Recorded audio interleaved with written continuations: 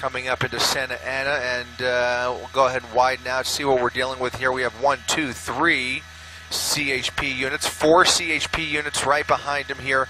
These guys are out of, I believe, the Westminster CHP office, and again, there is a airship overhead. That's where that light is coming from. You notice that airship has a night sun that is shining a light on this guy.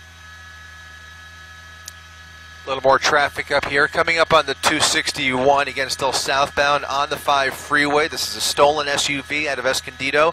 Made his way up from San Diego County. Was navigating a good chunk of Orange County for a while. Jumped off in Tustin off of the 5 freeway. Eventually made his way right past Disneyland. This is good. This is great. Stay on this side.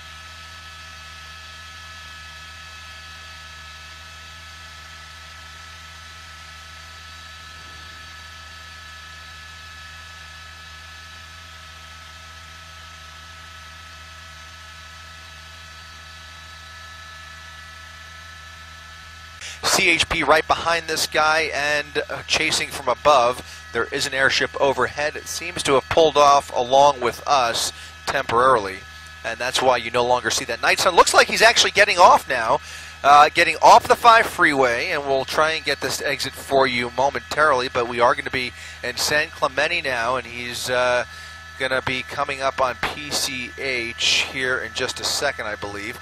Right through a red light, a left turn at a red light here now, paralleling the 5 freeway, going northbound on, I believe that's going to be El Camino Real, or rather southbound. No, he may be making a U-turn, maybe getting back on the 5 freeway. Is that right, Alex? Looks like he may be getting back on the 5 freeway, but 5 north. So that'll take us. All right, so we're back on the 5 freeway. Okay, so this guy's taking us back on the northbound side of the 5 freeway, and he's going to come up on some pretty heavy traffic here. I believe there's some construction up ahead here. So now CHP following this guy as he got off there, maybe showing signs of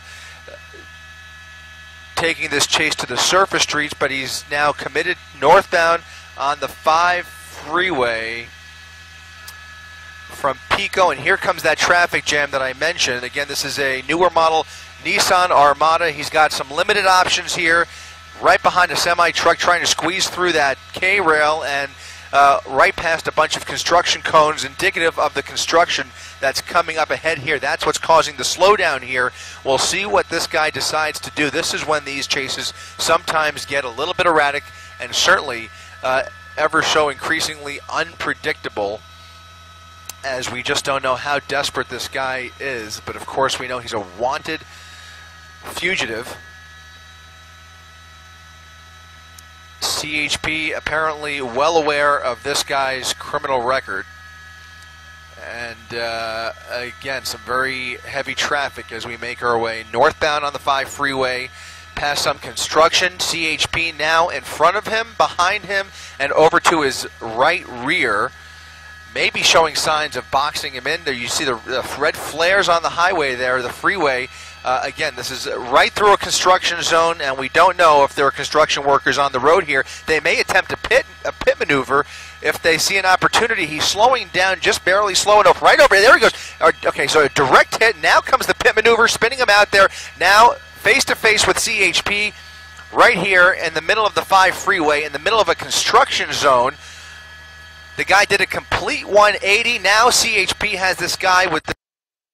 Where it gets interesting, folks. CHP now bringing this chase to a conclusion on the 5 freeway. The first did a direct hit right into the rear bumper, and then the pit maneuver from the right rear, enough to spin this guy around completely. CHP surrounding this guy, making sure there's no crossfire risk here. They have the passenger side covered with about 3 officers, from what I could tell, all with their guns drawn, and then right in front of the vehicle is another CHP patrol officer with their guns trained directly on the driver. So a dramatic situation here. The guy's not opening that driver's side door, and that is going to be the big question mark. Does this guy decide to engage police here, Does he engage in a standoff? Does he comply with their instructions?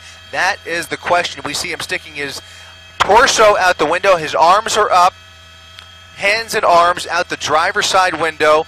Canines at the ready. You see that CHP canine off to your screen left there. And this is going to come to an end here if he complies. The first demand is going to be to shut the vehicle off. And you see the taillights are off. It looks like the car is off. He's not opening the door, but instead climbing out of the driver's side window. Climbing out of the driver's side window here, and it looks like he's going to give it up.